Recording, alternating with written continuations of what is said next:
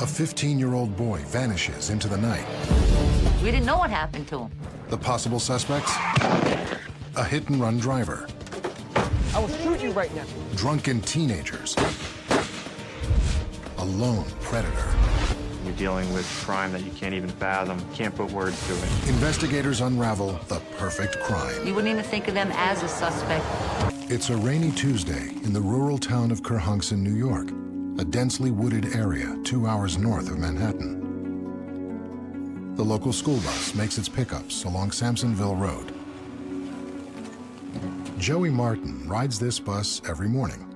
The popular 15-year-old track star has a big meet later today. But he never makes it on the bus. I went to school, and I didn't find out until I got home. Joey didn't come home, he didn't show up for school, and he's missing. The only clue to Joey's disappearance comes from his older brother, Bill. Yo, I'm going to meet Alex Daniel, have a few beers and watch comic. He claims Joey came to him around 10:30 and said he was going to sneak out of the house to party with his best friends, Alex and Daniel. He asked Bill if he wanted to go. No, I gotta study. You're grounded anyway. What if Mom finds out? She finally fell asleep. She's not going to find out. Joey headed out to meet his friends, drink some beers, and catch a glimpse of a rare comet that was due to pass through the northern sky. The next morning, when Joey's bed hasn't been slept in, Bill expects to see his brother on the school bus with Alex and Daniel. It wasn't until my brother got on the bus in the morning, Alex got on the next stop, and Bill says, "Where's Joe? He never came home last night. I thought he was gonna get on the bus with you." Alex says, "No, he never showed up last night. Me and Danny waited for him for an hour, and then we drank a couple beers and went home because he never showed." When Joey's mother, Kathleen, learns he's not at school, she starts calling other parents to see if her son slept over at their house. He wasn't in school. We're just trying to find out. If he would go to a friend's house and he was going to be late, he always called me. So I knew something wasn't right.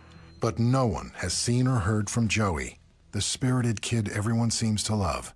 Come on, Joey, let's see you catch that perfect wave. Joey was a clown from the time he could walk. He was not the type of kid to sit. He was always on the go, always doing something. No matter what it was, you'd never find Joe sitting in front of a TV or anything. He was very popular in school, do anything for anybody. He just was a sweetheart. Joey had a lot of friends, and when they'd go on track meets outside of the area, he was the first one to introduce himself, to meet, other children from other schools. He had friends outside the area. Frantic with worry over her missing son, Kathleen calls the state troopers. State Police Ellenville, Triple Seals. Their initial theory is that this 15-year-old boy simply ran away. When we interviewed Joey's parents, we had learned that he had snuck out before and had stayed out late or stayed out overnight, so didn't really raise the level of seriousness at the time because he had done this before. Investigator Daniel Behan of the New York State Police is assigned the case. When Joey didn't come home within a day or two, we started digging a little bit deeper. He wasn't supposed to be going out. No, because he was grounded. The first person investigators bring in is the last person to see Joey, his brother Bill. He told us that Joey told him he was going to meet his friends to go watch the comet and have their little party. So you told him you couldn't go? I told him I couldn't go because I was studying. But now, did Joey really say that, or did maybe Joey and Billy go together to the party and something happened? Was there some sibling rivalry going on? Was there something else going on? Bill was 2 years older than Joe, and Joe was a little more popular. And I think there could have been a little bit of jealousy between Joe and Bill. Maybe his little brother is taking the spotlight from him. But Bill's story is backed up by Joey's two best friends. If anyone knew the whereabouts of Joey, it was Alex Barsky and Daniel Melick. Daniel and Joey probably met when they were 4 or 5 years old, just before kindergarten, I would say. And Joe was a little guy. And, Daniel was a little bigger, and a lot of times he would, protect Joe. If somebody tried to get the best of him, then Daniel would stick up for him, and they were buddies. The three friends were always together and had even built a fort in the woods, which is where they'd planned to watch the comet and have a few beers. They both gave the same story, that they were supposed to meet on the corner of Schwabe Turnpike, and that Joey never showed up. So they proceeded to go to their clubhouse and watch the comet on their own without Joey. I mean, folks, we're doing an investigation on a missing persons, Joey Martin. Their story is backed up by witnesses who saw two boys on the road that Monday night. And as they approached, the boys jumped into the woods. Although the two friends were there, no one reported seeing another boy with them. It appeared that somewhere between his house and Schwabe Turnpike, Joey simply vanished. Authorities focus on the area between the Martin family home and the boys' meeting place at Schwabe Turnpike, 1.5 miles of wooded roadway. Joey was running late because his mom hadn't gone to bed. So we were speculating maybe he was trying to make up time and might have ran to meet his buddies, or maybe he would have hitchhiked. And got in a car with a stranger, a nutcase, and they took him. And, a lot of stuff was going through my mind. Maybe, they brainwashed him, or maybe they threatened to hurt us, and that's why he didn't call us. Combing the area, investigators find something that might provide a clue to what happened. We did, in fact, find some broken glass from a headlight. We recovered that, and there were some hair fibers. Sampsonville Road isn't lit with streetlights, so late at night, somebody walking along the side might not be seen. Could Joey have been hit, his body thrown from the road? Or did a panicked driver hide the body?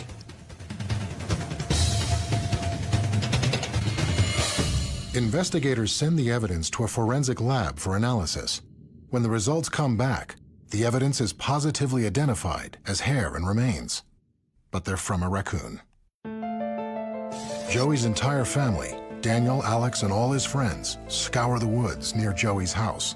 He's somewhere. We have to find out where he is. Everybody searched. We had almost half the town was searching on foot. Fire and rescue was searching, all the firemen, all the fire departments. And they never turned up a single thing. Nothing. Police delve further into Joey's home life. They discover even before the disappearance, this family was no stranger to tragedy and upheaval. Joey's father had died 7 years ago in a roofing accident, and his mother remarried a family friend named Lance. When Lance came in the picture, it was really hard for them to accept Lance. It was like he was taking their mom away. So Joe did have problems with Lance. When we first got together, Joe is the one that told Lance, you better not ever hurt my mom. Which, was an honorable thing for him to do, even though he was just a little boy.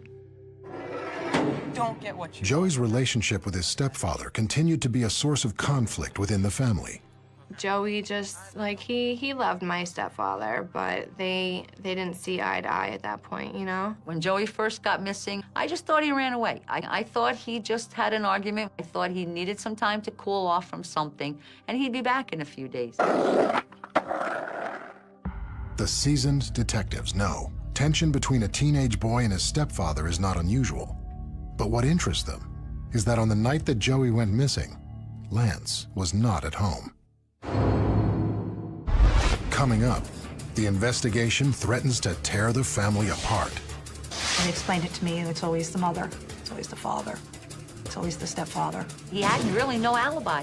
He had nothing. In the small town of Kerhonkson, New York, state police are working on the disappearance of 15-year-old Joey Martin, who's been missing for 8 days. Investigators zero in on their prime suspect, his stepfather, Lance, who was not at home the night the teenager went missing. For all I know, maybe Lance did something to Joey. Who knows? Each thing that each person tells us is another piece of the puzzle, and sometimes that ends up pointing back towards one of the family members. When they interview Lance, he becomes oddly defensive. People are going to get defensive, especially family members. We understand that. But when people get a little more agitated from asking them questions, then it makes me wonder, well, is it just because I'm asking you a lot of questions, or is there something else? That something else seems even more likely when they try to confirm his whereabouts on the night of Monday, March 25th. Lance claims to have driven to Manhattan 2 hours away, just like he did every week. Lance, at the time, had a business in the city with his father, so he would leave on Monday morning, he would go to New York, he had his own apartment, and he would come back on Thursday night. But this week, when Joey goes missing, Lance returns Tuesday afternoon, which still leaves a number of hours unaccounted for. The police said he could have done anything to Joe and taken him and dropped him anywhere between Kerhonkson and New York City. When he learns that he's a suspect, Lance is furious. And I think that's why he was mad, because, you know, why am I checking up on him down in Manhattan? And he even said, oh, am I a suspect? Is Lance's fury the sign of a guilty conscience?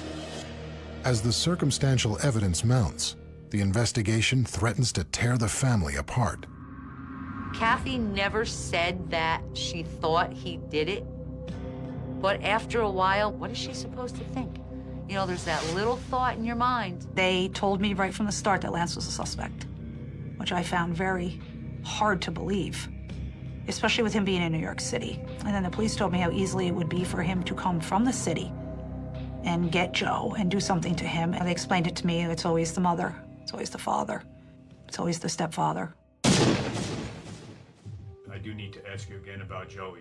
You have to ask the hard questions. What time did you leave the house? What time did you get to the city? What time did you leave the city? What time did you get back home? He hadn't really no alibi. He had nothing to say. I was in Walmart at 9:05. Here's my receipt. He had nothing. For some people in this small town, just a hint of suspicion was enough to spell guilt. People pointing their fingers at us. Her husband killed her son, and that was the hardest part of all of it. You know, people thinking that the man that I was with actually did something to my son, and I was still with him. But the case against Lance takes a turn. Investigators verify with phone records that he made calls from a hardline in his New York apartment around the time that Joey went missing, somewhere between 10:30, when he was last seen by his brother, and then around 11, when he didn't show up to meet his friends Alex and Daniel. Lance was 2 hours away and couldn't be physically involved. Once we got our answers, we really weren't looking at Lance as a suspect. Nobody that knew us closely, you know, would think that I was capable of doing something like that. You know, they knew how much I cared about the kids. So the people that knew me and knew my relationship to our family, you know, knew that was ridiculous. Detectives widen their search for suspects. They hunt through their computer database for people with criminal records who might be interested in teenage boys. As a regular course of business, we check the sex offender registry whenever there's a child that's missing. We did come to find out that there was a registered sex offender in the area. He was interviewed, and as it turns out, there was no involvement. But that was a lead that we did have to follow up on. 11 days after Joey's disappearance, Detective Bean revisits the wooded area near the boy's home. He focuses on a makeshift fort built by Joey and his friends for parties and hanging out. It's a place where he was known to spend a lot of time. We knew about their fort, which is basically not a rough structure, like most kids build in the woods. Just slap a couple of 2x4s together. It's, you know, very haphazardly built.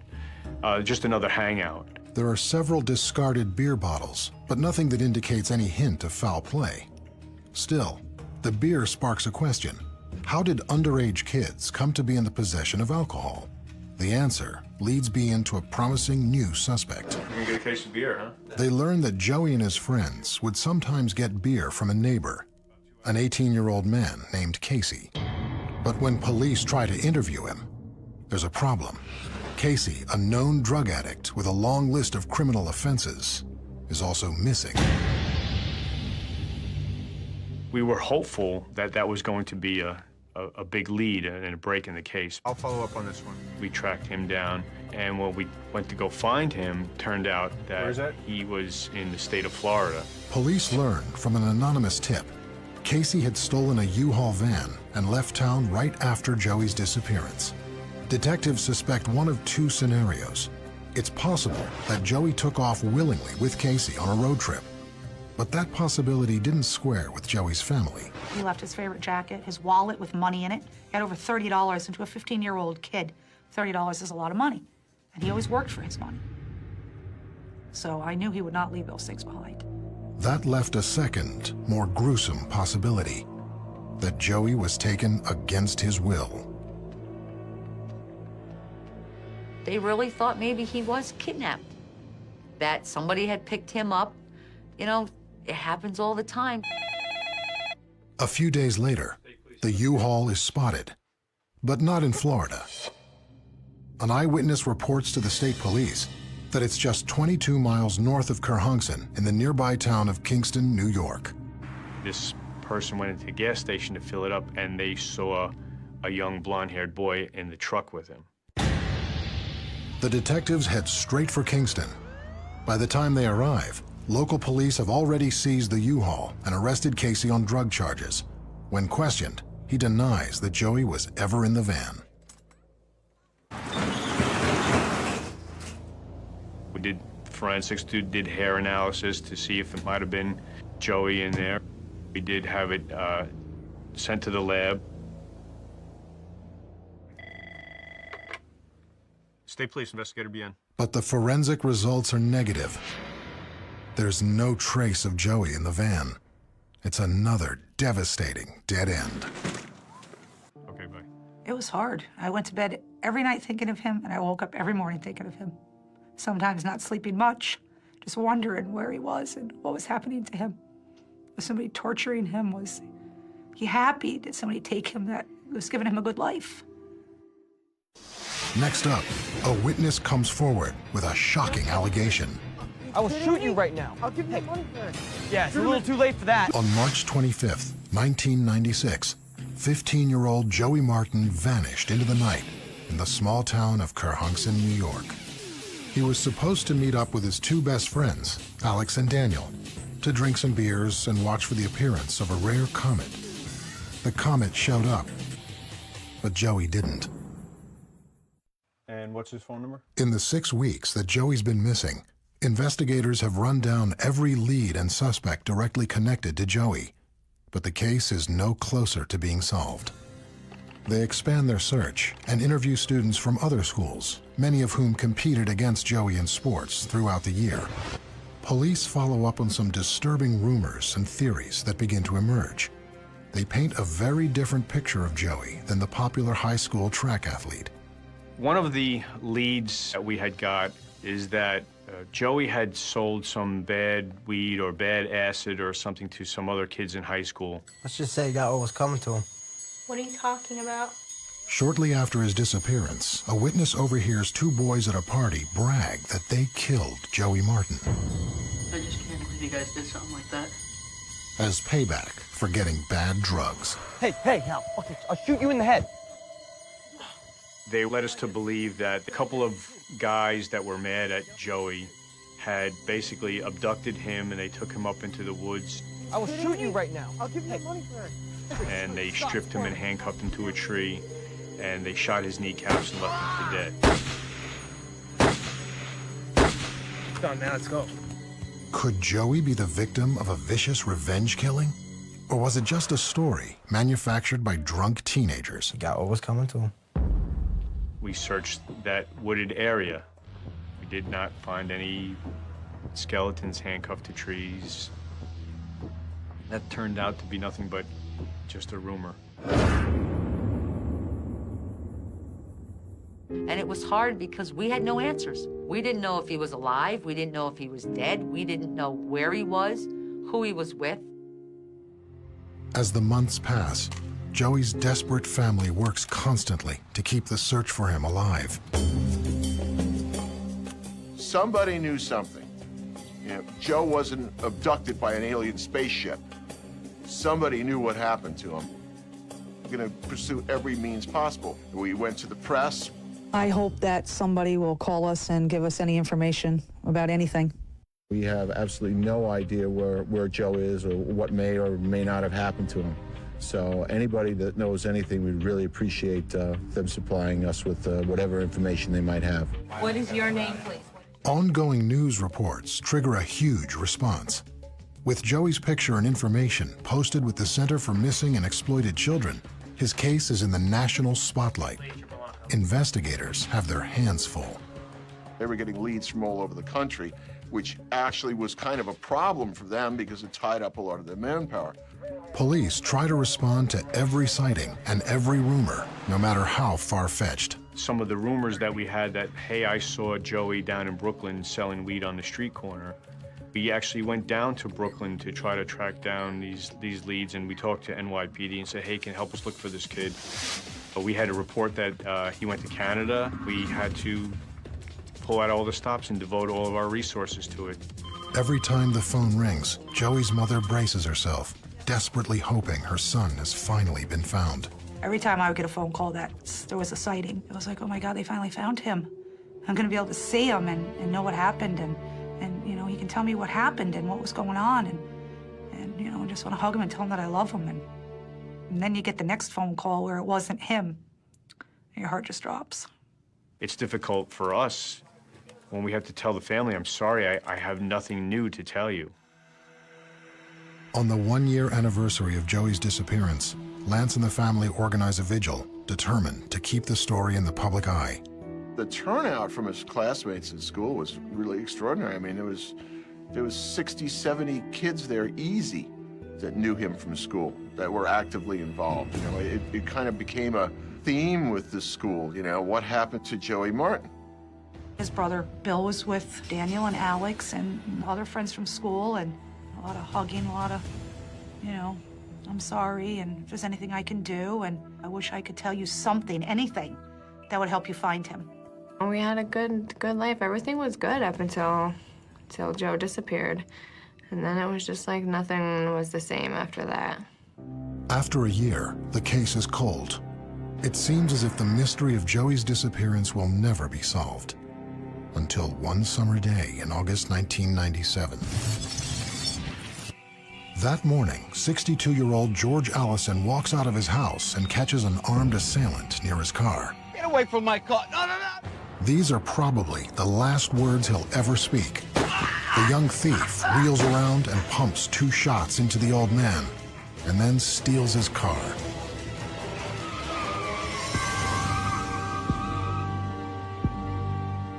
The random killing sends shockwaves through the quiet town of Kerhonkson. With no eyewitness, the only evidence they have are 2 .30-06 shell casings. 2 days later, a New York State trooper spots Allison's stolen car, and a suspect is arrested. A rifle is recovered. It's a .30-06. An exact match to the bullets found at the scene of the deadly shooting. An open and shut case, but there's a bombshell. Coming up, the suspect's connection to the missing Joey Martin. We were basically in a state of shock. 15 months after Joey Martin disappeared, the town of Kerhonkson, New York is rocked a second time. Get away from my car. No, no, no. Only now, it's the fatal shooting of a man in broad daylight. Police are investigating a stunning link between the 2 cases. When they apprehend the shooting suspect, it turns out to be 17-year-old Daniel Malik, Joey Martin's best friend, one of the 2 boys who said they were waiting for him the night he vanished. Came outside, told me to get away from his car. Daniel was in this same chair being questioned about Joey's disappearance. Now he's back. He confessed to the entire murder. He just shot and killed George Allison. You just shot him? We had asked him why he had done it, and he basically said he needed a car. Haven't seen this car in the driveway. We asked him, well, you know, why not just carjack the guy? And he really didn't have an answer for that. If Daniel is capable of this killing, could he have been involved in Joey's disappearance? Suddenly, investigators realize that the person sitting before them may be the key to the mystery of what happened 15 months ago. A mystery that until now has revealed no clues and no viable suspects. I do need to ask you again about Joey. I had nothing to do with Joey. They press him on his original story, that Joey just didn't show up. He says, I know what you're thinking. I told you everything about the murder. He says, I have nothing to hide. He says, I'm telling you, I had nothing to do with Joey. He was my friend. Okay.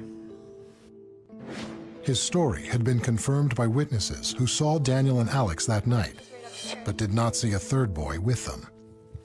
Under intense questioning, Daniel Malik, provides no further information on the Joey Martin case. We had really no reason not to believe him. But in the small town of Kerhonkson, everyone starts talking about the obvious connection between Daniel and his missing best friend. Local TV reporters turn their cameras on Joey's mother for her reaction. Do I think Dan Malik killed my son? No, I do not. As far as him maybe knowing something about Joe getting a ride or going to do something before he met them, he might know something about that. But if Daniel does know anything, he's not talking. He's convicted of the second-degree murder of George Allison and sentenced to 20 years to life. It's another tantalizing lead that goes nowhere. 7 years go by. The photograph of Joey Martin, who went missing when he was 15 years old, is digitally age progressed several times. Well, it's hard to go through that every few months as a phone call, or every couple years when they switch investigators and his file gets moved to a different investigator and they call up and give the "I've been assigned your son's case and I'm gonna do the best I can," blah, blah speech that they give to you. After Joe was gone for 7 years, the police approached me and asked me if I would consider declaring him legally dead. And I said no, because then I have to accept that fact that he is dead. And I never wanted to do that. I always had hope that he was out there somewhere. And then when they found that girl, Elizabeth Smart, you know, people called me and said, you know, how do you feel about that? And I was just glad that she was returned, that somebody else got through this and got their child returned to them. Kathleen had closely followed the case of Elizabeth Smart, a 14-year-old who was abducted in 2002. That little girl had been found alive 9 months later. It was the kind of story that gave everyone hope. This is Joey. In a case where you have a missing person or a homicide, you're going to spend all the time necessary to close it. That's why we don't ever close those cases. They're open forever. As the years pass, 5 different teams of investigators tackle Joey's case. Tips continue to trickle in, but none of them lead to a breakthrough. We had a school teacher in Maine who thought that this kid was in her class. So we had to send a lead to Maine, and it obviously turned out that he wasn't in Maine, and that was ruled out. But numerous leads all over the country. Whatever happened to Joey on that dark wooded road would have remained a mystery, if not for the arrival of a quiet young officer newly assigned to the case. In November of 2007, a brand new investigator, young trooper, gets promoted. He comes to my station, and that's Peter Sirigliano. Here's the Joey Martin case. Sirigliano served as a New York State trooper for 7 years. This would be one of his first cases as an investigator. Fresh set of eyes, just looked at it maybe just a little bit differently than those before him, and saw that there were some things we should go after. I had a feeling, a very strong feeling, that there's no way he possibly could still be alive. There was no activity on his Social Security number. There was no other activity in his name. And essentially, it's like he fell off the face of the earth. Sirigliano starts by retracing Joey's route to the meeting place on Schwabe Turnpike, the night he disappeared. I wanted to see exactly how far of a distance it was, and I realized that 1.5 miles really isn't that far. I knew that it would be dark. There are countless things that actually could have happened to him that night. Having grown up in this area, Joey would have known these thick woods like the back of his hand. Is it possible he took a shortcut, got injured, and despite all the searches, his body was never found? Could Joey still be somewhere deep in this forest? There are a lot of trails that are noticeable in the woods. Maybe Joey was so late, his friends took off without him, and he decided to take one of those trails and rendezvous with them at their makeshift fort. I did read in the report several times about there being what I would describe to be a dilapidated fort. Incredibly, even 12 years later, with new housing developments going up nearby, the fort Joey and his friends had built was still standing. But any evidence from the night of March 25th, 1996 would have been destroyed over time by exposure to weather. Sirigliano decides to go back to the original statements taken right after Joey's disappearance, hoping to find a detail, anything out of the ordinary. And then how did he actually leave? In 1996, Detective Bean had interviewed Joey's brother Bill, who claimed Joey climbed out of the bedroom window and into the cold night around 10:30 p.m. The best friends, Alex Barsky and Daniel Malik, had said they waited by the side of Schwabe Turnpike until around 11, and Joey never showed up. All their stories line up perfectly, but as he reads the actual words transcribed on paper, a single word in Alex's interview jumps out. He said, "I went home and I immediately went to bed." And when I was reading that deposition and I saw he put the word immediately, it was somewhat alarming to me, because the normal person wouldn't say, "I went home and immediately went to bed." It would just be, "I went home and went to bed." And something else is odd, this time in Daniel's statement. Dan Malik also mentions in his statement, it's only a page and a half long, that we were all on foot. We were all on foot. And if it was just he and Alex, it would have been Alex and I, or me and Alex. But the fact that he said that we were all on foot made me believe that he was not being truthful about what happened that day. Are these just random words buried in a 12-year-old deposition, or a new piece of evidence? When I was reading through those two depositions that they provided, they just sent out more of a red flag to me that I felt needed to be addressed first. Since Daniel Malik is serving time in prison for the murder of George Allison, Sirigliano decides to re-interview Alex Barsky. He finds Barsky living in Brooklyn and drives him back to the state police station. Sirigliano conducts the interviews with his partner, Detective James Charlonis. He pulls out a photograph of Joey Martin. He looked at the pictures. I could see a big gulp in his throat. And he paused for about 15 seconds and said, "He's still missing, right?" And I said, "No, Alex, he's dead." And when I said that to him, I could see his face get flushed. Alex goes on to repeat the same story he had provided 12 years earlier. Sirigliano suggests that a polygraph could clear the whole thing up, and the police will never bother him again. Alex agrees. As soon as I walked into the room, I said, "Alex, what happened?" The polygraph tech told me that you failed the polygraph. And he just looked at me and kind of a blank stare and flushed face. And he said, I don't know what happened." We kept going back and forth. And every time that I felt that he was on the edge of telling me what happened, he would ask to go to the bathroom. And it took a while to get him back to the point of where I could see it was almost on the tip of his tongue. But Sirigliano can't risk alienating Alex by pushing too hard. He wasn't under arrest. He could have pulled back at any point in time during this interview and totally clammed up and not said a word.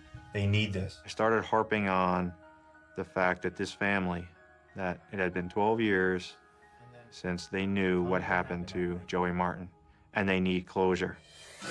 Coming up, the next words out of Alex's mouth stun investigators. And I said, "What happened? What happened? Tell me what happened to him." The midnight disappearance of Joey Martin on a dark spring night in 1996 has baffled detectives for 12 years. Now, it's all come down to a rookie detective and a nervous young man in a police interview room in upstate New York. Alex Barsky was one of the two friends Joey was supposed to meet the night he vanished. I put my left hand on his shoulder and I said, "Alex, you need to let this out. It's inside of you and it's trapped in you. You need to let this out. You kept looking over your shoulder, and for the last 12 years, you knew this day was gonna come." The interview drags on and on for 13 hours. He finally says to me, "Well, what if I can't get you the body?" That would be very disappointing, Alex. Stunned, the detectives quickly realize it means two things. Joey is dead, and Alex is about to break and reveal what happened out in the deep woods. And he finally said to me, he got hit by a piece of steel. And when he said that, I didn't know what he meant. Well, what happened? And he said, Daniel hit him over the head with a steel pipe. And he just kept hitting him over the head. And as soon as he said that, he started to break down. Detective Sirigliano convinces Alex to take him to the scene and show him what happened. They drive down Sampsonville Road, the same route Joey took the night he left home. Does this area look familiar to you, Alex? Yeah. Stop right here. They reach Schwabe Turnpike, where Joey was supposed to meet his friends Alex Barsky and Daniel Malik before heading to their fort to watch a comet and have some beers. Alex tells Sirigliano that contrary to what he and Daniel had always told police, Joey did show up that night around 11 p.m., just as they had arranged. To Joey, everything seemed normal as they made their way through the woods. But Alex and Daniel had secretly been hatching a sinister plan. I can't wait. Yeah, no, it's gonna be awesome. I'm looking forward to it. According to Alex, maybe they had a couple beers each, maybe smoked some marijuana at that point in time. With their makeshift fort as a backdrop, the three friends smoked, drank, and killed time, waiting for the comet. Joey had no idea what they had in store for him. Hey, yo, Joey, will you pass me one of those beers over there? Yeah. Then, as Joey kneeled in the dirt, Daniel swooped in and smashed Joey's skull with a 2-foot-long metal pipe. More blows followed. As Joey lay motionless, Daniel handed the pipe to Alex, who took his own turn, striking his friend. No one will ever know which blow was the fatal one. I eventually said to him, well, Alex, did you know? Did you know he was dead? How did you know he was dead? Did you go? Did you check his pulse? Did you see? No, he was dead. Get the wheelbarrow. There's a blanket in there. We're gonna wrap him up. The two boys wrapped their friend's body in a soiled comforter, dumped him in an old wheelbarrow, and hid him under a rock in the woods. The next morning, Alex and Daniel got on the school bus where they encountered Joey's brother and lied straight to his face. Sirigliano and Alex retrace Alex's version of events to the spot where he says Joey's body was hidden. Sure it's the right way? Yeah. And we're walking through the woods, and he's looking underneath the tree branches. You could tell he's trying to gather his bearings again. He comes up to a rock, and he's looking at it. He's like, no, this isn't it. And I'm starting to think to myself, I don't think this is accurate. I don't think he's really bringing us to the spot. And he's like, no, wait a minute, just wait. They walk out of the woods into an open area, which has been cleared for development. And he looks over to his left, and he sees a rock, a larger rock, and he says, I think that's it. Is that it, Alex? Sure enough, shoved underneath a rock is a filthy old comforter, Joey's burial shroud. I'm like, wow, this is it. You know, this is really it. But upon closer examination, there isn't a body, not even a skeleton, nothing. Incredibly, Joey has vanished once again. It turns out, Alex has one last gruesome secret. 6 years ago, Alex was here at this same spot. He had traveled from Brooklyn in a yellow cab on a horrific mission. Unearthing Joey's bones, he stuffed them into several plastic garbage bags, leaving the comforter behind. He then returned to Brooklyn in the taxi. Driving through the city, Alex ordered the cabbie to pull over at random spots. Each time, he deposited a portion of Joey's remains in trash dumpsters, scattering his friend's bones throughout the entire city. And I said to Alex, did you get all the bones? And his response was, yeah, I grabbed all the bones. Alex believed he had destroyed the last shred of evidence that could tie him or Daniel to the murder. He thought he had gotten all of the bones. He didn't. Chief Assistant District Attorney John Tobin is assigned the Joey Martin case, which is now a homicide. The forensic investigators arrived at the scene, went through it very carefully, and they uncovered tooth and bone fragments. The DNA from these small fragments is a match for Joey Martin. After confirming the results, investigators break the news to the Martin family. He said, we arrested a suspect. And I said, what? A suspect? What do you mean, a suspect? He said, Alex Barcia has confessed. And I said, confessed to what? And Emily's like, he's dead, isn't he? My brother's dead. I just couldn't believe it. It was just total shock. You know, Daniel, yeah, maybe, but we never thought that Alex would ever have done anything to hurt Joe. A 12-year investigation has led to the two most unusual suspects, 15-year-old boys, Joey's best friends. They were known as the Three Musketeers. When Joey disappeared, Alex and Daniel stood with the family and pretended to help in the search. They were right there with us, and Alex was all encircled with my daughter and my son William and crying, and and saying, you know, to Bill, I'm so sorry. The whole time he knew my brother was a couple 100 yards buried up in the woods. The whole time he knew. Still, to the family's horror, the case isn't closed yet.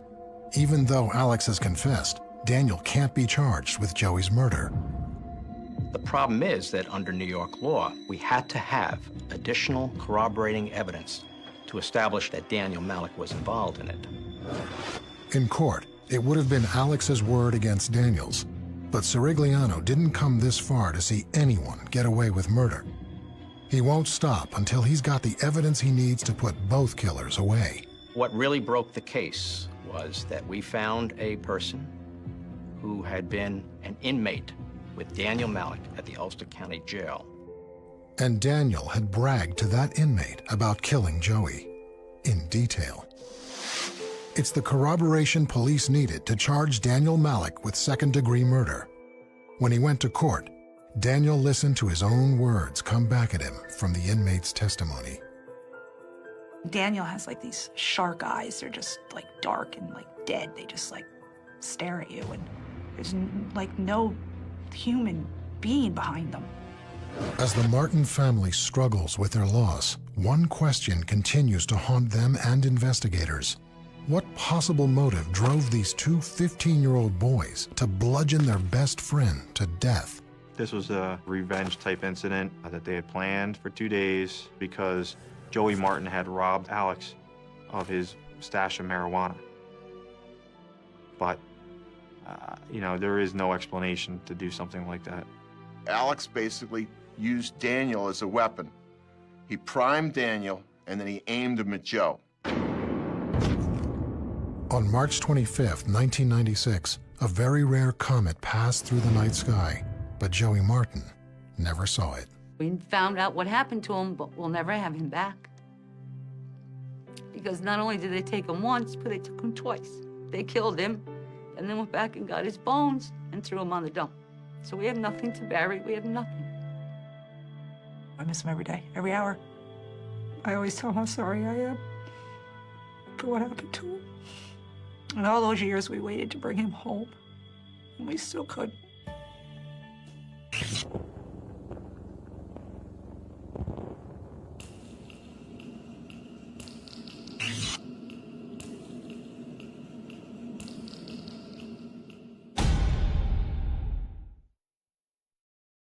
Jokes. They had words for everything that hurt, softened by syllables. Complex context. Legacy harm. Do no further damage. We were surgeons, operating on air. I met a woman with cinnamon on her wrists. Her name folded neatly when she said it. She liked the sound of my voice. I liked the sound of hers. She asked about the grove with the names. I told her I planted memory. She touched my arm. You're a good man, she said. I swallowed the compliment like a pill that would never dissolve.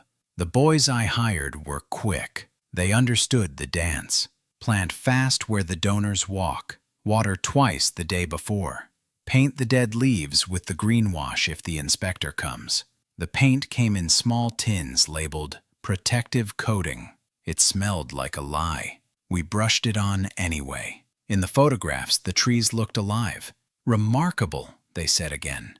The grove rustled like it couldn't bear the weight of our applause. A market grew around the trucks. Cheap fruit, warm soda, cigarettes that tasted like burned sugar. A man offered me a gold watch with a face that caught the sun and threw it back hard. Looks right on you, he said. I said no the first time.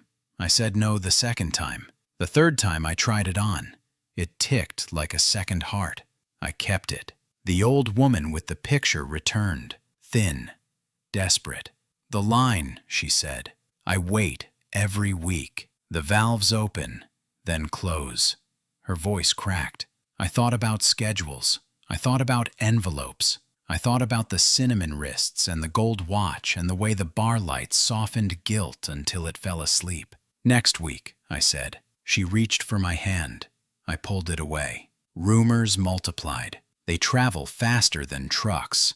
Some said I diverted water to farms that paid. Some said the grove with the names was a private orchard. Some said I had forgotten the graves. They were all right, a little. I rode out to the far plots with Idris. He drove with one elbow, a cigarette hanging like a promise. He talked about pipes like they were family. Metal, he said, tapping the dashboard. Metal understands discipline. We hit a rut. The dashboard rattled. He laughed. We'll fix it on paper, he said. We reached a plot where the trees had turned the color of old tea.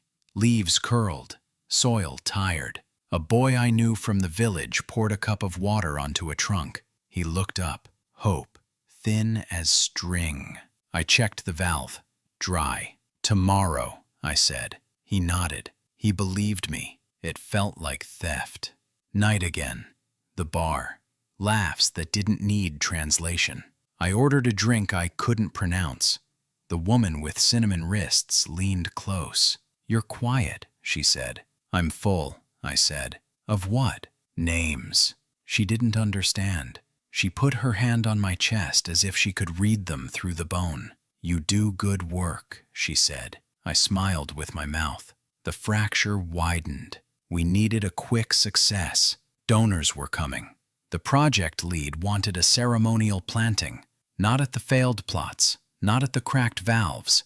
At my grove. No, I said. It's perfect, he said. It looks like the brochure. He didn't know what lay beneath the roots. He didn't care. The trucks came with flags and ribbon, a dais, a microphone that hissed like a warning. Men in suits, women in linen, a child in a clean shirt staring at a camera like it owed him a future. They wanted to plant a tree and name it after the project. They wanted to rename everything. I stood by the first tree I had ever planted. I felt the old name in my throat. It would not move. Idris whispered, "Smile, brother." I smiled. The shovel hit the soil with a sound I remembered from another life. I heard singing in the wind. Not a hymn, a dirge. After the ceremony, the project lead slapped my back. Media loves you, he said. You're the face of resilience. I looked at my hands. They were clean. It terrified me. That night, a dust storm came like a god with unfinished business. It erased the road. It silenced the bar. It pushed against the grove until the trunks bent and groaned. I stood in the dark with a headlamp